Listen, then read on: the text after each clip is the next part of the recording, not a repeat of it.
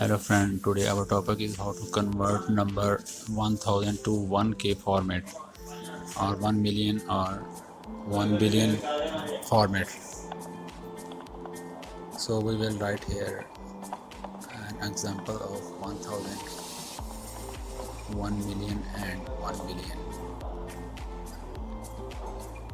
is equal 1000, and now we will drag it to complete a copy in cell D, column D. Now here we will choose a custom format and we will use here a formula 0.0 comma inverted comma, and we will write here k. Now you can see the 1000 change into k, and now we will change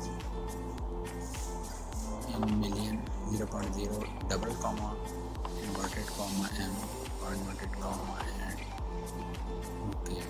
Now we will change this to billions. Same procedure, we will use custom 0.0 triple comma inverted comma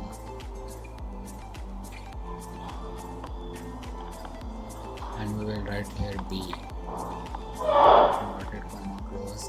Okay, now you can see the change of number format. As we will change here amount, and then you can see the amount will change in the second column. So by this way we can change the format of entering a number.